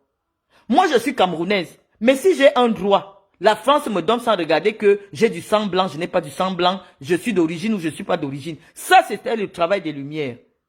C'est le travail des Lumières, ça. Et donc, quand Marine Le Pen a un programme où il y a de la préférence, où il y a des gens qui ont plus de droits que d'autres, les francs-maçons de France ne peuvent pas la soutenir. Certains groupes de pression de France ne peuvent pas la soutenir. Donc, c'est comme ça que ça se passe en France. La France, l'élection du président, c'est une rencontre entre les hommes et les différents groupes de pression. Même les tribalistes. Maurice Kamto peut dire que en janvier, je reçois les tribalistes pour expliquer aux tribalistes l'absurdité de leurs convictions. Et on ne refuse pas le débat. On ne dit pas que tel tribaliste n'allait pas l'écouter. Non. Écoutez le tribaliste pour comprendre quel est le problème, quel est son véritable problème. Et comment contrer ce problème. Parce que son discours peut causer beaucoup de dégâts. On ne dit pas non, pourquoi vous partez écouter celle-là, elle est tribaliste, elle est comme ça. Non, vous vous trompez. Vous braquez simplement des gens, une partie de gens qui ne vont jamais se reconnaître en Maurice Kamto. Et je vous ai dit que lorsqu'on étudie l'électorat du Cameroun, on sait que le centre, le sud et l'est votent pour la même personne. C'est comme ça qu'on étudie un électorat. Quand tu as déjà 3 régions acquises d'office à un candidat, maintenant, le candidat Maurice Kamto est essentiellement porté par des gens de 6 petits départements du Cameroun. C'est-à-dire que dès qu'on sort de peut-être 4 départements de l'Ouest, on n'est plus sûr du vote de Maurice Kamto. On n'est pas sûr que les Bamenda du SDF vont pardonner à Maurice Kamto d'avoir quitté le SDF alors que c'était lui l'intelligence, la substance grise de John Fungi. John Fungi était fort quand ceux qui réfléchissaient pour lui étaient les Maurice Kamto. Donc ce n'est pas certain aujourd'hui que les Bamenda vont oublier qu'à un moment donné de leur histoire, dans leur combat dans le Social Democratic Front, Kamto les a abandonnés lâchement pour aller chercher une place au RDPC. Ce n'est pas sûr. Ce n'est pas sûr que les Sawa du sud-ouest vont soutenir Maurice Kamto. Ce n'est pas sûr que les Sawa, quand on parle des Sawa, c'est que les Sawa votent généralement pour la même personne, quel que soit ceux du sud-ouest ou ceux du littoral. Les Sawa votent la même personne. Et moi, je vous dis que cet électorat-là n'est pas garanti à Maurice Kamto. L'électorat du sud-ouest et l'électorat du littoral. Donc, il y a déjà 5 régions qui sont incertaines pour Maurice Kamto. 5 régions du Cameroun, sur les 10 que compte le Cameroun, il y a 5 qui ne sont pas certaines pour Maurice Kamto. Maintenant, on va maintenant dans le Grand Nord. Avec l'extrême nord, la région la plus peuplée du Cameroun. Le Grand Nord, sachant que ceux qui veulent porter Kamto au pouvoir, c'est pour se venger du génocide. Même pas de génocide. Mais on peut aussi dire que c'est le génocide. Sans être dans l'excès. Parce que plus de 400 000 Bamileke ont été tués au Cameroun pendant le magistère de Ahidjo. Et donc, les nordistes disent aussi que mais les gens-ci, quand notre frère était là, il a tué près de 400 000 Bamileke. Est-ce que ça nous garantit que les descendants de ces gens, ils viennent avec la même violence? Si on permet à ce monsieur d'arriver au pouvoir, est-ce qu'il ne va pas se venger de nous? Voilà où il y a 3 régions qui sont déjà en brousse, qui ne sont plus sûres de voter Maurice Kamto. Donc lorsqu'on va dans une élection, il faut convaincre les gens avec des arguments de tolérance, des arguments d'amour, des arguments de fraternité. Au lieu d'être dans l'invective permanente, dans la menace permanente, vous n'aidez pas le professeur Kamto. Vous ne l'aidez pas. Parce que le professeur Kamto lui-même est conscient que le boulet sur son pied, c'est sa propre tribu. Parce que Kamto pense que si lui, avec le potentiel qu'il est, avec le potentiel qu'il a, était d'une autre tribu que sa propre tribu, il devait déjà être président au Cameroun depuis. C'est pour ça qu'il a demandé donc, mais je fais donc comment? Est-ce qu'il y a un concours pour devenir Boulou? Ce concours-là, je le passerai. Parce que malheureusement, mes origines ethniques, je ne peux pas les effacer. Mon sang, je ne peux pas le changer. Essayons de voir, au-delà de mes origines ethniques, si c'est possible qu'il y ait une autre vision politique, une autre idéologie politique qui puisse conduire le Cameroun vers l'émergence. Et c'est cet exercice que nous demandons au professeur Kamto de venir nous expliquer qu'au-delà du relent tribal, au-delà de la revanche tribale, qu'est-ce qu'il y a derrière? Moi, j'ai lu son programme, il est très intéressant. Mais nous avons besoin de garanties. Nous voulons des garanties. Parce que je vous ai dit hier que si Maurice Kamto, bon, disons que, ok, les Camerounais ont un peu de petites appréhensions à ce qu'un Bamileke arrive au pouvoir un jour. Vous avez la deuxième personnalité de votre parti, qui est bien Mamadou Mouta. Mais je suis sûr que si c'est Mamadou Mouta le candidat, non seulement tous les Bamileke vont se retirer, il va se retrouver avec un parti qui ne pourra pas voter pour lui. Et donc, nous pensons qu'il y a encore beaucoup de travail à faire. Que le MRC et ses alliés prennent déjà des communes, prennent déjà des députés, et on va voir, en fonction de comment ils vont travailler dans ces villes-là, si des années plus tard, on pourra les amener au pouvoir. Nous voulons voir des mérites tenus par le MRC. Nous voulons voir des propositions faites, des propositions de loi faites par les députés MRC. Mais pour le moment, le MRC est absent du débat politique simplement parce qu'il a décidé de faire la politique de la chaise vide. Or, quand vous décidez de faire la politique de la chaise vide, vous vous retrouvez avec des imposteurs qui viennent prendre le nom à la place, la parole à la place du professeur Kamto. Et ça lui fait beaucoup de mal. Aujourd'hui, Kamto se positionnant comme un homme providentiel, ça ne peut pas marcher parce que il a déjà travaillé avec le gouvernement. Donc, il n'est pas un homme providentiel. On connaît déjà qui il est. On sait que quand ce n'est pas bon, il claque la porte, il part. On sait qu'il est comme ça. Qu'à chaque fois, quand ça ne marche pas comme il veut, il claque la porte. Comme la loi électorale ne lui plaisait pas, il a dit qu'il ne part pas aux élections. Boycottant l'ambition politique de nombreux jeunes qui avaient cru en lui. Certains aujourd'hui sont en prison pour 7 ans de prison. Or, c'était simple. S'il était un bon politicien, il disait qu'ok, je suis sûr de ma force. Je vais aux législatives et je vais prendre l'Assemblée nationale. Il prenait l'Assemblée nationale, il changeait toutes les lois là-bas. Mais il a dit que non, comme ça ne marche pas comme je veux, je claque la porte. Maurice Kamto a toujours claqué la porte. Au SDF, il a claqué la porte. Au gouvernement, il a claqué la porte. Aux élections législatives, il a claqué la porte. On dit non. Un homme politique, un vrai homme politique est un homme de consensus. Un homme qui met un peu d'eau dans son vin. On ne peut pas être radical.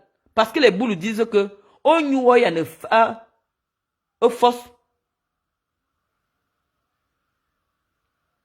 Est-ce que je vous lis quoi? Bon. Ok, je parle pas en boule. Je vous dis donc que chez les boules, on dit souvent que le doigt qui veut sortir l'hanneton du palmier doit être souple. Lorsque vous voulez enlever l'hanneton c'est... Vous appelez ça comment? Les trucs blancs là. Les petits verres blancs là. Quand tu veux sortir ça du palmier, le fos, quand tu veux enlever le fos dans le palmier, ton doigt doit être souple. Ton doigt ne doit pas être tendu comme ça. Pour le moment, Kamto a toujours le doigt très tendu. Très tendu. Il faut qu'il apprenne à baisser le doigt. Parce que pour diriger les gens, pour diriger les Camerounais ce sont des sorciers. Il faut être quelqu'un qui est souple. Il ne faut pas être rigide. Il faut les comprendre. Il faut les prendre les caresser dans le sens du poil. C'est ce que je veux dire. Donc, le débat entre Sandy et moi n'est pas de venir dire si je peux soutenir le professeur Kamto ou je fais semblant de soutenir le professeur. Non, je vous dis, dans la démarche intellectuelle, on présente toujours la thèse et l'antithèse et puis on fait la conclusion. Donc, je ne peux pas évoquer avec crédibilité le dossier Maurice Kamto en ignorant les compétences de Maurice Kamto ou en minimisant sa position. Non. Pour que je sois crédible et entendu, il faut que je reconnaisse d'abord que c'est un homme fort. Et qu'il a un avantage sur Paul Biya, c'est son âge. Lui, il aura 71 ans. Paul Biya aura 92 ans. Donc forcément, il est plus jeune, il est plus frais que Paul Biya.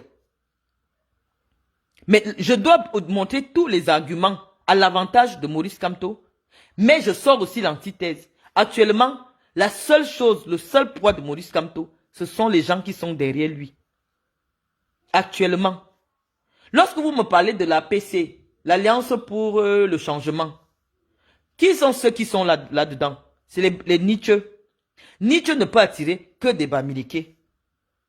Donc, c'est-à-dire que à l'intérieur de l'électorat de Maurice Kamto, il y a toujours et uniquement que des gens qui sont déjà d'office acquis à Maurice Kamto. Parce que même si Nietzsche ne vient pas dans l'APC, Nietzsche n'a pas de poids par rapport à Maurice Kamto. Donc forcément, les gens vont voter pour Maurice Kamto. Donc, ce n'est pas important en termes d'alliance. Mais la véritable alliance aujourd'hui de Maurice Kamto serait d'avoir à ses côtés, peut-être M. Bidigui, les gens qui ont les petits partis, les étones qui ont les petits partis là.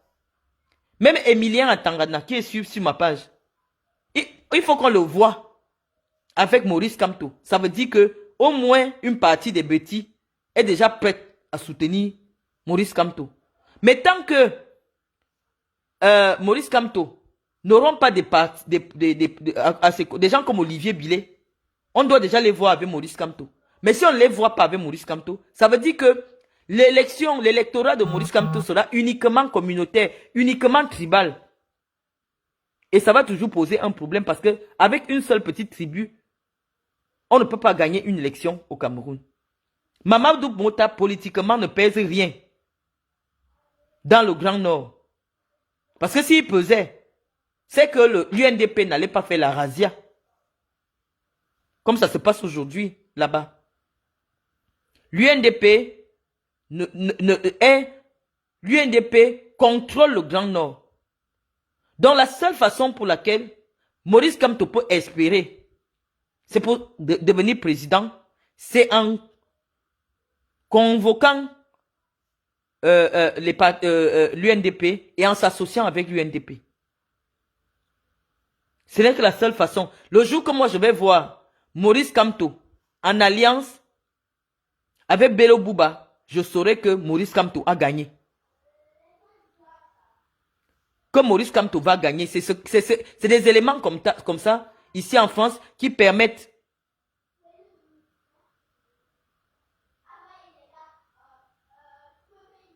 de faire ce qu'on appelle les sondages. Lorsque vous avez des éléments de sondage, des éléments comme cela, quand on vient de voir un grand parti qui contrôle tout le Nord avec Maurice Kamto, on est sûr que Maurice Kamto, parce que le Grand Nord, c'est 3 régions, et parmi lesquelles 2 les plus peuplées du Cameroun. Donc forcément, si on voit déjà l'UNDP dans l'alliance avec Maurice Kamto, on n'a pas besoin d'être sorcier pour savoir qu'il y aura match. Parce que l'UNDP vient avec 3 régions. L'UNDP vient avec 3 régions. Donc moi je vous explique que chaque pays a sa façon de faire la démocratie. Je vous ai expliqué qu'en France, il y a une façon de faire la politique et la campagne. En France, tous les candidats partent d'abord rencontrer les francs-maçons, partent rencontrer les associations, avant d'aller rencontrer les populations. Parce que les intellectuels français, les leaders d'opinion français ont d'abord besoin de comprendre la pertinence de votre ambition avant de commencer à encourager les gens à vous écouter. Tous les candidats ici passent devant les francs-maçons leur expliquer pourquoi ils veulent être président. Et ouvertement, et c'est public. On vous demande pourquoi vous voulez être président. Ils vous posent des questions. Parce que si votre programme ne leur convient pas, ils vont travailler pour vous bloquer.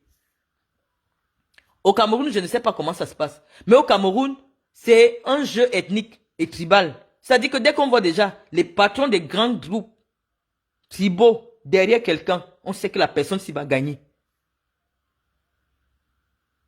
Parce que le vote au Cameroun est essentiellement identitaire.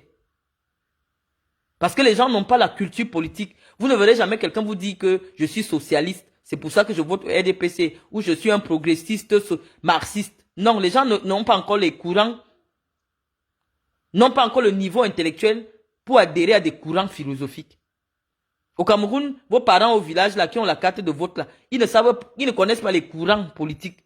Leur seul problème c'est que mon grand frère va voter Paul Biya. Et moi aussi je peux voter Paul Biya. Voilà le réflexe. C'est le réflexe identitaire. C'est pour cela que chaque fois qu'on agite le réflexe identitaire, personne ne peut gagner l'élection face à un grand groupe ethnique qui est les Ekans. Parce que dès qu'on dit aux Ekans que c'est pour la tribu qu'il faut voter, personne ne bat un Ekan. Parce que les Ekans votent essentiellement par repli identitaire. Donc c'est comme ça, vous devez, ce n'est pas normal, mais c'est la réalité. C'est la vérité. Donc, nos parents n'ont pas encore la culture pour comprendre c'est quoi un socialiste, c'est quoi un marxiste, c'est quoi ceci. Non, ils ne savent pas encore. Leur problème, c'est la tribu. Donc, on vous explique les choses. Pas pour que vous vous mettiez à m'insulter, non. C'est pour vous donner des arguments à développer. Et c'est ce que j'ai voulu écouter hier dans le direct de Sandy de Boston. Sandy n'a pas la substance intellectuelle. Vous vous trompez. Sandy, elle parlait, crie, mais il n'y a rien de substantiel dans son discours. Il n'y a pas de choses importantes là-dedans. Bon, maintenant, quelqu'un me dit, c'est une fausse analyse de la situation. Mon analyse peut être fausse, monsieur Daniel Sarah Dan. Allez donc développer sur vos pages une meilleure analyse de la situation actuelle du Cameroun. Parce que je vois que la mienne ne vous convient pas. Bon, quelqu'un dit, si l'UNDP n'a pas fait en 1992 avec le RDP, SIF, comprend l'enjeu de ces politiciens. Effectivement, je vous ai dit que l'UNDP, qui est un parti du Grand Nord, ne peut pas s'allier avec des gens de Grassfield. Parce qu'il y a un problème historique entre les gens du Nord et les gens de l'Ouest. Donc c'est très compliqué. Bon. Non, le vice-président du MSC du Nord, mais Maurice Kamto n'a pas choisi un homme puissant du Nord. Mamadou Mota, c'est 0 dans le Grand Nord. Pour que le MRC choisisse une personnalité de poids, il fallait que le MRC choisisse une personnalité de poids. Des gens, par exemple, comme les Sali Derou, qui a déjà été ministre, qui a déjà été machin. Si on voyait Sali Derou, ancien ministre, vice-président du parti de Maurice Kamto, les gens allaient prendre ça au sérieux. Mais Mamadou Pota, on sait que c'est seulement pour faire l'équilibre régional nominatif. C'est juste pour son nom qu'on a mis son nom. Mamadou Mota pèse 0. Mais si Maurice Kamto voulait qu'on prenne le MSC au sérieux dans les régions du Grand Nord, il fallait qu'il aille chercher quelqu'un comme Sali Derou ou d'autres anciens ministres puissants là dans le Nord. Oui, on allait dire que c'est vrai. Mais les nordistes prennent cette position de Maurice de Mamadou Mota comme de la moquerie. Que c'est de la moquerie, vous vous moquez d'eux. Encore que jusqu'à présent, Maurice Kamto a encore l'opportunité de convaincre un jeune comme Guibaï Gatama. Guibaï Gatama, le journaliste, hein, il n'a pas de parti politique. Il a seulement un mouvement politique, un mouvement de revendication politique. Si on voit Guibaï Gatama derrière Maurice Kamto, là on peut commencer à réfléchir. Parce que c'est un gars qui est puissant sur le terrain. Donc, Mamadou Mota ne pèse pas. Mais un jeune comme Guibaï Gatama, on le voit avec Maurice Kamto, on va comprendre que ça va se jouer. Si on voit Guibaï Gatama avec Maurice Kamto, on sait qu'il y aura match. Donc, allez faire la cour à Guibaï Gatama. Si vous voulez commencer à faire peur un peu aux gens, allez vers Guibaï Gatama. Parce que Guibaï Gatama est en brousse. Et Guibaï Gatama est capable de convaincre au moins 5 millions de nordistes, au moins 2 millions de nordistes derrière lui. Guibaï est fort. Et il n'est pas encore dans un parti. Et il a dit clairement que lui ne soutient pas le RDPC. Donc, que le professeur Kamto aille faire la cour à Guibaï Gatama. C'est un gars qui a le cœur. Il va lui dire que moi je vais être premier ministre. Qu'il accepte même. Mais si on voit Guibaï avec Maurice Kamto, on sait qu'il y aura match. Je suis méprisante, ça j'assume. Je dis ce qui est. Mamadou Mota ne peut rien donner au MSC. Dans le Grand Nord, il ne peut rien donner. C'est pour ça que je propose que le MSC aille plutôt vers quelqu'un de la société civile, comme Mamadou Mota, et s'afficher et faire alliance avec lui. Parce que Mamadou Mota ne peut ramener aucune voix. Donc moi je vous dis que Guibaï Gatama est fort dans les régions septentrionales. Il est fort. Donc toute personne qui aura Guibaï dans son camp est sûre de s'assurer. Parce qu'actuellement dans le Grand Nord, toute la jeunesse du Grand Nord est en brousse avec son élite. Donc, soit ils votent pour l'UNDP et personne ne leur demande rien puisque l'UNDP est en alliance avec le RDPC. Donc forcément à la présidentielle, l'UNDP vote le candidat du RDPC.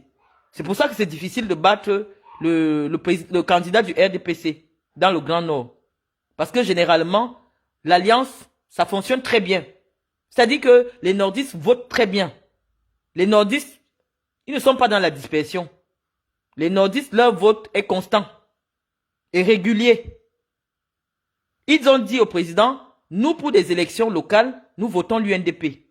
Mais pour la présidentielle, nous vous votons. Et dans le Grand Nord, les voix ne cherchent jamais, ne se perdent jamais. Non. Parce qu'ils sont fidèles, ce sont des gens fidèles. Donc ça se passe un peu comme ça. Donc si le grand coup politique, le grand mercato politique pour Maurice Kamto maintenant, c'est de convaincre Bello Bouba de le rejoindre. Or, Bello Bouba, c'est un ministre d'État. Donc en principe, c'est Kamto qui doit rejoindre Bello Bouba, si Bello Bouba veut être président. Et non le contraire. Parce que Bello Bouba a un grand parti qui contrôle 3 régions. Et ça ne poserait aucun problème aux Ekans de se mettre derrière un nordiste parce que c'est les nordistes qui ont donné aux Ekans. C'est les nordistes qui ont donné le pouvoir aux Ekans. Donc si un nordiste est candidat et un nordiste qui a toujours soutenu notre frère, nous on va voter pour lui. Si Bello Bouba Maïgari est candidat, moi je vais voter pour Bello Bouba Maïgari. Parce que c'est les nordistes qui ont donné le pouvoir aux Ekans. Et ils ont toujours été fidèles pendant les 42 ans. Donc si les nordistes disent aussi que eux aussi maintenant c'est le temps pour eux d'être candidats, nous on va voter pour eux. Parce que c'est ça. L'échange de bons procédés. Donc il y a des alliances qui sont lointaines et qui doivent toujours être respectées, des équilibres qui doivent toujours être respectés. Donc le grand défi maintenant pour Maurice Kamto, c'est d'aller chercher une personnalité de poids du Grand Nord. Et actuellement, ces personnalités sont 2. Il y a Bello Bouba Maïgari, qui est une figure qui compte, mais malheureusement lui aussi il est déjà un peu vieux. Et il y a Guibaï Gatama. Donc voilà ce que je vous explique.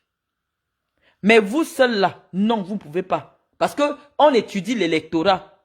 On sait déjà qui vote quoi et pourquoi. Je vous dirais que les sudistes, ils votent par conviction. Tribal. Les sudistes, quand ils prennent les sudistes, quand ils vous disent les Ekans, c'est-à-dire la région de l'Est, la région du centre, la région du sud, votent par conviction tribale. Les autres, je ne sais pas quelles sont leurs convictions. Je parle de ce que je connais. Mais si on dit que, comment on avait donné à votre tribu, redonnez à la tribu qui vous avait donné, tous les Ekans vont voter un nordiste. Donc, c'est les nordistes qui sont les seuls à être garantis que si un Ekan n'est pas candidat, les Ekans vont voter pour lui. Il n'y a que les nordistes. Il n'y a que les nordistes qui peuvent faire basculer l'électorat Ekan. Parce que ce sera simplement de la reconnaissance. Donc, chacun doit faire campagne sur son mur en fonction de ses idées.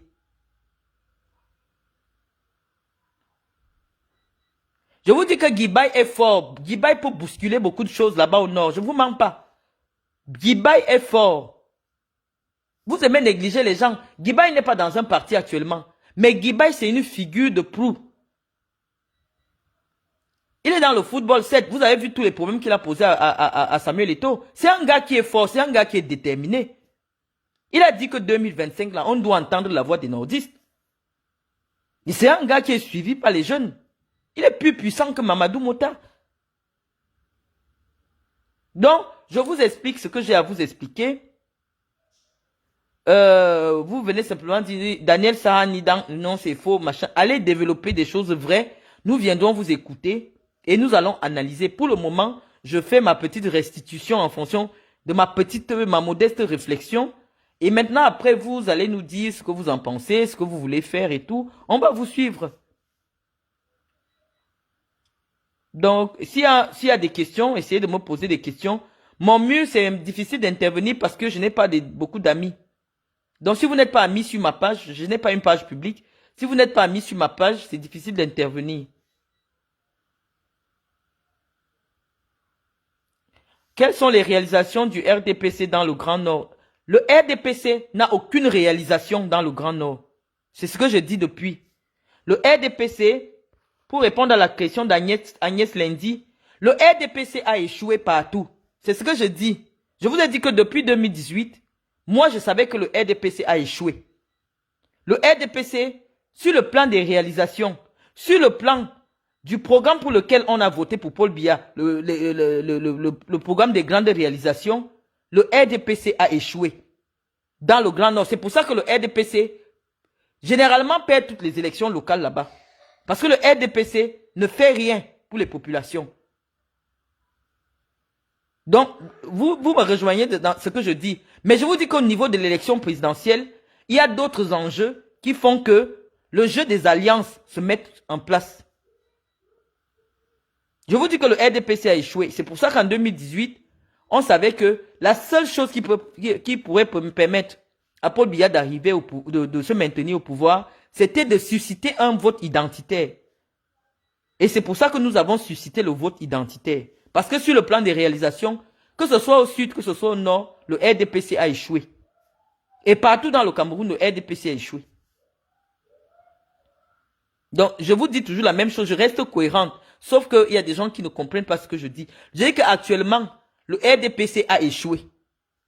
Mais le RDPC a un poids qui fait en sorte que il vole seulement les élections. Parce qu'en principe, on ne vote pas pour quelqu'un qui n'arrive pas à résoudre les problèmes des gens. Donc, ce que le RDPC fait maintenant, c'est le vol. De voler les élections. Parce que normalement, les gens votent parce qu'ils se sentent en accord avec les politiques qui sont appliquées. Mais si les gens ne sont pas en accord, les promesses de la République ne sont pas respectées, et qu'on dise que ces gens gagnent les élections, ça veut dire qu'il y a quelque chose derrière qui n'est pas normal. Donc on dit tous la même chose. Attends, quelqu'un... On veut voir le pays développer, avancer dans tous les domaines. Mettez les tribus de côté. Malheureusement, non, c'est pas possible de mettre les tribus de côté. Ce n'est pas possible. Parce que de nombreuses personnes au Cameroun ne comprennent pas la politique. Ils comprennent la politique uniquement dans le sens de l'équilibre entre les tribus, du rapport entre les tribus. Donc ce n'est pas de notre faute. La faute c'est qu'il y a beaucoup trop de gens qui ne comprennent pas la politique et qui ne comprennent des idées politiques à travers sous le prisme tribal. Donc on ne peut pas occulter cela, c'est une réalité au Cameroun. Bon, qui d'autre? Oui, effectivement, Kamto a gagné l'élection de 2018 sur le plan des idées.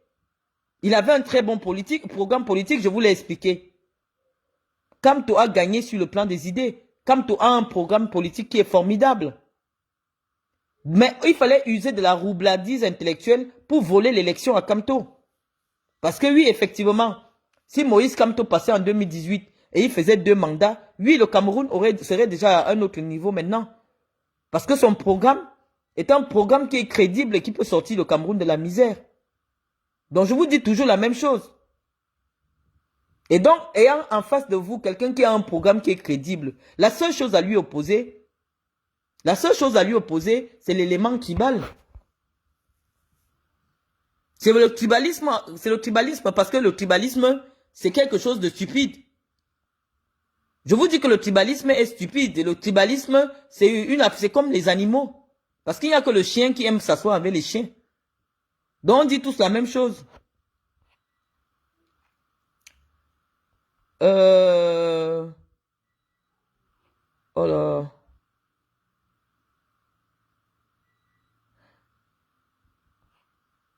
Attendez.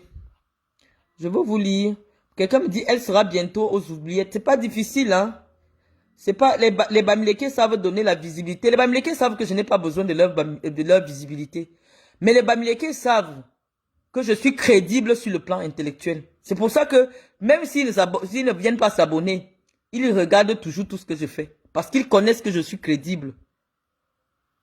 Donc, moi, je ne cherche pas la visibilité. Comme vous voyez, il y a des centaines de gens abonnés là. Je ne cherche pas la visibilité. Les Bamileke savent que, intellectuellement, Marlène Mvutu, c'est une adversaire de poids dans les réseaux sociaux.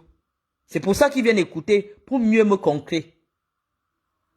Donc, ils savent que je ne cherche pas les vues.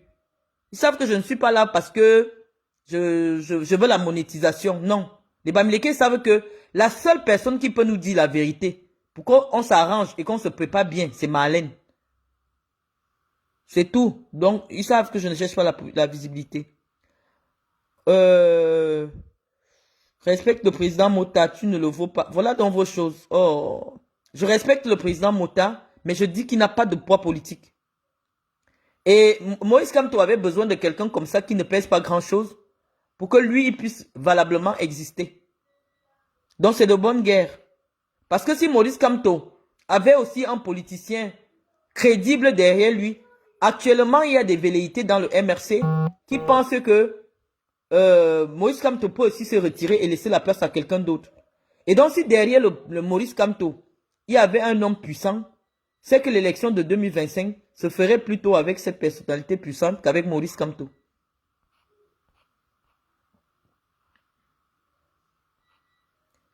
Bon, voilà. Non, on n'a pas besoin d'avoir un essai de casier judiciaire vierge pour être candidat à la présidentielle de la... L'élection politique est la seule élection où quelqu'un peut avoir fait 25 ans de prison et se présenter. On ne regarde pas le casier judiciaire dans le cadre des élections politiques, surtout l'élection du président de la République. Le nombre d'années en prison, ça ne compte pas. Quand tu as gagné sur le plan du programme, sur le plan des idées en 2018, c'est lui qui a gagné l'élection.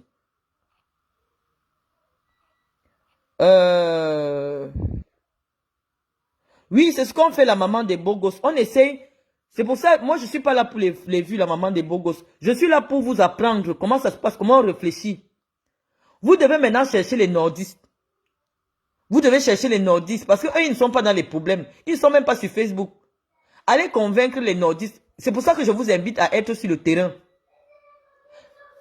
L'électorat ECAN, c'est un électorat qui est fermé.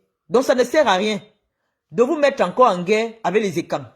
Les ECAN, c'est un électorat, c'est le seul électorat qui ne bouge jamais. C'est un électorat de tribalistes.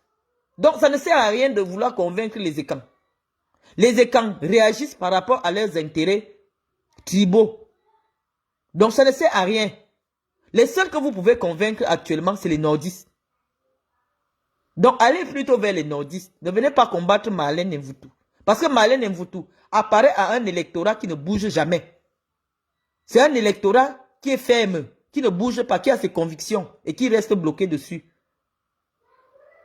Donc, et je vous dis que ça ne vous fait pas du bien d'avoir seulement Mota. Mota fait du travail, mais Mota ne compte pas. Cherchez un gars comme Mamadou Mota, Gibai Gatama. Parce que même si vous ne passez pas la présidentielle, si Gibai sait qu'il sera à l'Assemblée nationale, il va vous apporter des voix. Il peut être investi par le MRC et se présenter aux législatives. Or, le RDPC ne pourra jamais investir Gibai Gatama aux législatives. Tout le monde veut son intérêt en politique. Donc, allez convaincre Gibai de vous rejoindre en lui promettant une investiture aux législatives. Il va vous apporter des voix.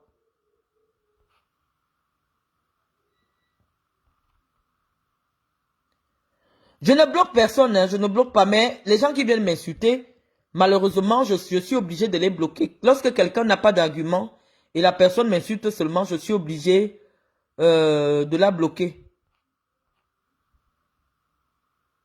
Bon, Général Barat me dit, il y a les militants de Kamto qui sont toujours en prison, qu'en penses-tu? Je pense que ils peuvent attendre l'arrivée du prochain président en 2025 qui va les gracier. Parce que une vraie démocratie ne doit pas avoir des prisonniers d'opinion. Je pense que c'est une faute d'emprisonner des gens simplement parce qu'ils portent une opinion contraire à la vôtre. Et ça me permet d'avoir une petite pensée pour mon petit frère Bruno Bidjan, qui a été déféré hier à la prison principale de Kondengui, où il risque aussi au minimum 7 ans de prison. Je pense que on a atteint les extrémités de la dictature, et donc il est temps que Paul Biya aille se reposer. On ne dirige pas un pays de cette manière.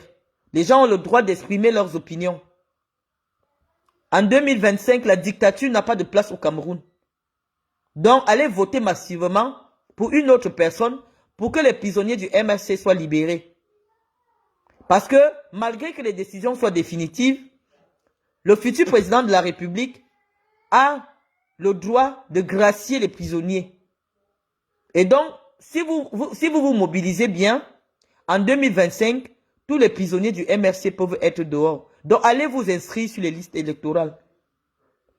Exercez votre droit de vote pour changer le président du Cameroun. Quelqu'un me dit décidément le tribalisme ne te quitte pas. Comment développer la politique toujours sur la base tribale? Je vous dis que, en fonction de votre électorat, moi mon électorat est un électorat tribaliste. Je ne suis pas candidat du MRC, non. Je ne suis pas candidate de Bafoussam, non. Je suis une actrice politique dans un département où c'est le tribalisme qui fait réagir les gens. Les gens lisent la politique sous le prisme tribal. Donc ce n'est pas moi-même qui suis tribaliste. Et être tribaliste ne veut pas dire être xénophobe. Vous pouvez vous préférer sans pour autant détester les autres. Moi, je ne déteste pas les autres. On ne peut pas bannir la tribu parce que ça fait partie de notre identité culturelle. On ne peut pas. C'est comme si on vous dit aussi que désormais, vous n'irez plus faire le culte des crânes, vous n'irez plus faire les funérailles. Non. Le simple fait que la République accepte l'existence des chefferies traditionnelles, la cohabitation avec la chefferie traditionnelle et la consécration même du tribalisme dans notre constitution.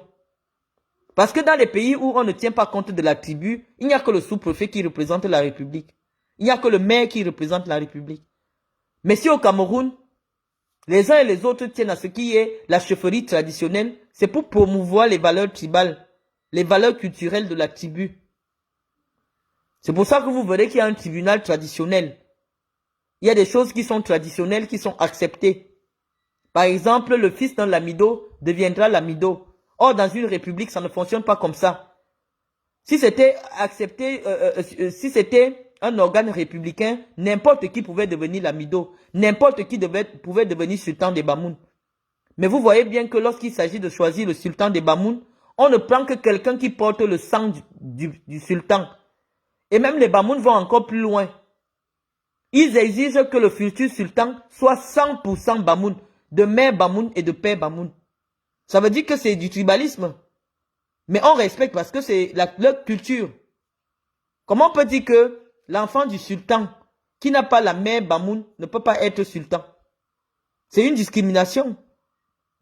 Mais la République respecte parce que la République a donné la chance aux tribus d'exister avec leur propre tradition. Bon, je vais lire je vais lire d'autres réponses. Bon, quelqu'un me dit, depuis que tu parles de vous là, tu parles de qui en fait? Parle-nous en t'incluant dans cette mobilisation. Je suis déjà mobilisé, Agnès Lendi. Moi, je suis déjà mobilisé. Quand je dis le vous, c'est vous qui n'êtes pas mobilisé, qui vous réduisez à une histoire de vue des réseaux sociaux. Moi, je suis déjà mobilisé. J'ai déjà dévoilé ma position pour 2025 et je fais campagne pour que mon idée soit la plus vulgarisée. Actuellement, sur Internet camerounais, ce sont mes idées qui sont partagées. Ça veut dire que j'ai déjà un ascendant sur vous autres qui ne voulez pas vous engager. Vous ne pouvez pas ouvrir le Facebook du Cameroun sans trouver des gens en train d'analyser ce que je dis. Donc, c'est à vous de vous mobiliser. Moi, je suis déjà mobilisé. Bon, quelqu'un d'autre? Merci, Marlène, pour ce combat. Merci. Marlène et nos frères anglophones. Attends. Oh.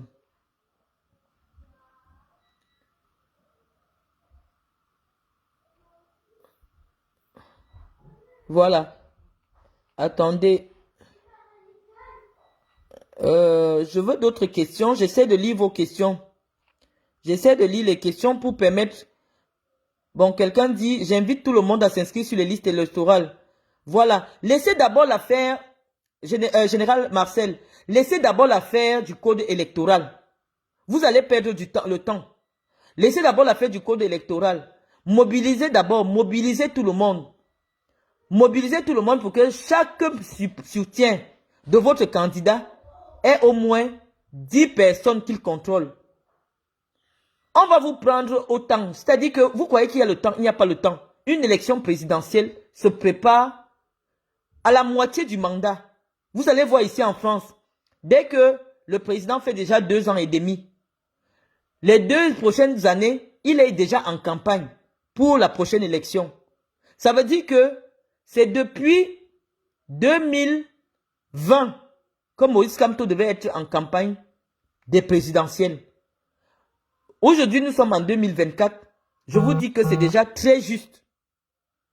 Donc, vous devez mettre les bouchées doubles si vous voulez véritablement exister dans cette élection. Parce que normalement, on devait déjà voir les hommes et les femmes de poigne qui vont porter la parole de Moïse Kamto dans l'espace public. Et vous voyez que le professeur est suffisamment fragilisé. Parce que des gars intelligents, comme les Bibou Nissak, qui ont tenu la dragée haute sur le plan intellectuel, sont aujourd'hui en prison.